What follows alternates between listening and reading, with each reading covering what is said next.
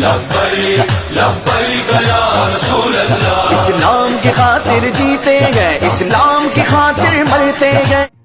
नाज़रीन, मोहम्मद हुसैन गबोल रिपोर्टर जी रिपोर्ट मूजिब मीरपुर माथिल मोकिरेन पार्टी तहरीक लब्बैक ज़िले घोटकी पारां मौलाना मोहम्मद अली गबोल, अमीर TLP ज़िले घोटकी मियाँ मोहम्मद आबिद हुसैन कादरी, मुश्ताक अहमद रिजवी जी अगवाणी में तहरीक लब्बैक ऑफिस खां भिटाई चौक ताईं रैली कढी वई, जंहिंमें सियासी समाजी अगवाणनि वॾी तादाद में शिरकत कई।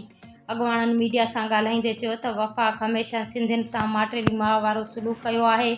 हिन वक़्तु सिंधु दरिया ते 6 केनाल कढिया पिया वञनि, जेकी सिंधियुनि जो मुआशी क़तल आहे। हिननि चयो त सिंधु दरिया मथां केनालनि वारो फ़ैसिलो फुलफोर वापसि वरितो वञे। हिननि चयो त पीपुल्स पार्टी ॿिटी पॉलिसी पई करे ऐं हिक पासे केनाल नामंज़ूर जा नारा ऐं ॿिए पासे वफ़ाक़ जी हिमायत। हिननि खे घुर्जे त केनालनि ख़िलाफ़ असेंबली मां बिल पास कराए अवाम जी बेचैनी ख़त्म कई वञे।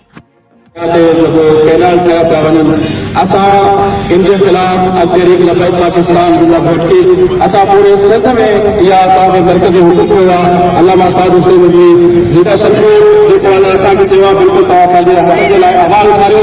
अॼु पूरे सिंध में सिर्फ़ु ज़िले घोटकी जे न पूरे सिंध में इहो केनालनि जे ख़िलाफ़ जेको आहे रैली कढी पई वञे।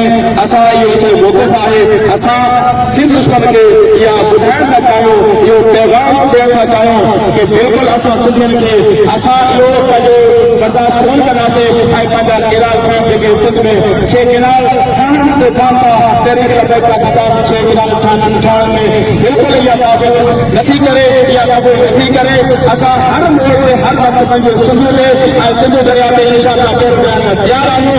असां जेकॾहिं इन मसइले ते नज़रसानी न कई वई इंशाअल्लाह सिंध बंदि करण जो त बि असां बंदि कंदासीं।